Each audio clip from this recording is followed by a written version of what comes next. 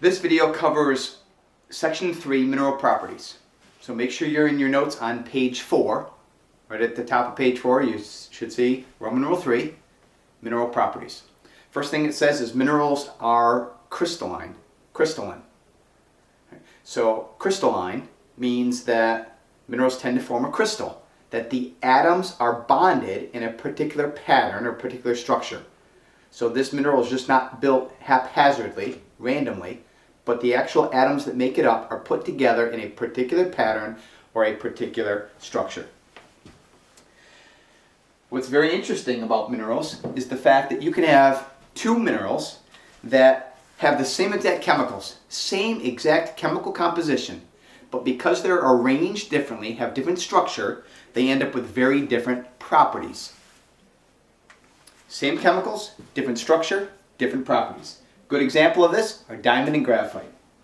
So a diamond, like my wife's engagement ring, or graphite, like the tip of this pencil, right? They're both made of the same exact chemical, carbon. Both pure carbon. But because the carbon atoms are put together differently, now we end up with totally different properties. Diamond, if you remember from Mohs hardness, has a hardness on the scale of a 10, right? Whereas graphite is very, very soft, a really low number, more like 2, 2.5. How can they be made of the same stuff but have totally different hardnesses? Okay. Or luster. This one is glassy, non-metallic. This one is dark, shiny, greasy looking almost. How could they have different luster? Okay. Different hardness, different colors. Right? They're obviously different. Right? If they weren't, I wouldn't have spent so much money on this engagement ring. I'd break off a piece of the pencil, stick it on a ring, and ask my wife to marry me. I'd still be single. So even though they're made of the same stuff, it's got to be how they're put together. To illustrate this, let's look at the models of the atoms. Oftentimes we use black to represent carbon. Well, the way graphite is put together, the bonds that hold them together, right, they hold it in kind of sheets. And then there's bonds that hold one sheet from another that are longer and weaker. So when you rub your pencil along the paper, it breaks these long bonds and the graphite breaks off easily and leaves you a streak. Right? You write with the graphite. But yeah, look at it. It's all black carbon atoms making it up. Diamond is different. Still black carbon atoms, but yet you don't see the sheets. Any way that I turn it, you don't see that structure. There's really strong bonds holding all of these atoms together. So they're really strong bonds, they're really tightly held. Therefore, you get the different property of being hard, 10 on the scale. Giving certain luster, all those properties that people like for a diamond. Another example.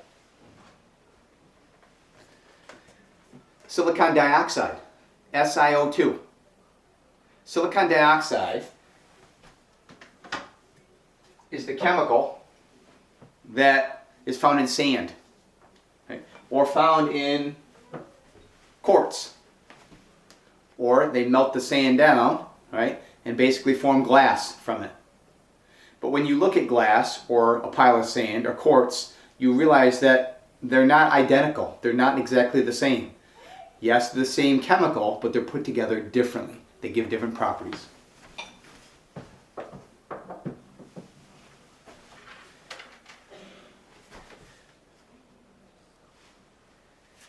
Next, we can classify minerals based on the chemicals that make them up. So for example, the first one we're going to talk about are the oxides. Oxides are just when you have oxygen with some other element. That's all oxides are. And notice how I define that. Oxygen with another element. Oxygen oxide. Now in the section where it says give me an example, right underneath that, you could put iron oxide as an example. The formula for iron oxide is Fe2O3. We also call that rust. So for an example, I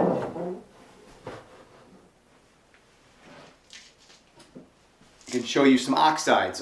This rock right here has got rust in it. Right? It's a good example of an oxide. Right? The oxides in this rock you can see are reacting, or the metal is reacting with the oxygen, right, making rust. And then here's some sandy soil that is really reddish color, almost like the soil you would find on Mars. It's got a lot of iron in it. It reacts with oxygen and you get iron oxide. So there's the first category.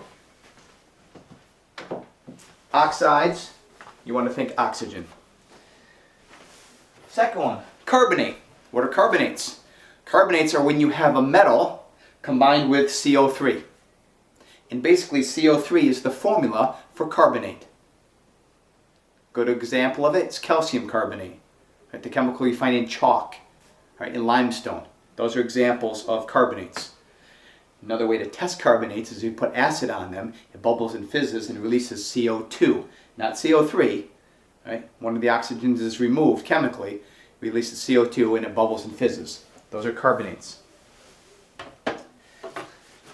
Third family are the silicates. Silicates are silicon, notice the name, silicate, silicon.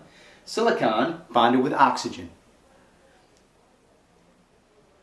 The structural formula for silicon is SiO4, which is very similar to what we were talking about with the quartz and the sand. Right? This one's got 4 oxygens around that single silicon. The basic structure making up silicates is called the tetrahedron. The tetrahedron structure has a silicon in the middle with 4 oxygens coming off. And it's really not flat like this on the board. It's a 3-dimensional structure, and I can't believe it, but I left my model of a tetrahedron at school. So I guess what I'm going to do is I'm going to stop the video here. Tomorrow I'm going to make a little clip of holding up what a tetrahedron looks like 3-dimensionally in school, and we'll add that onto the end of the video. And that completes, once you draw the picture of the tetrahedron, that completes the notes on mineral properties.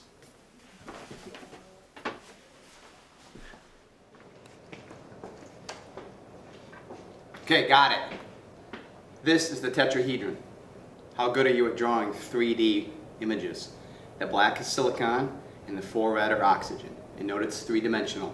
It's got 1 silicon in the middle and 4 oxygens coming out. But when you set it on a surface, I've had students tell me it looks like a little pyramid, right? But it's really called a tetrahedron.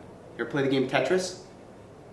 The whole concept of Tetris is it's 4 blocks, all in different shapes that all are coming down, like 4 blocks together or 4 blocks in a line. Tetra means 4. So a tetrahedron has got 4 oxygens around that 1 silicon.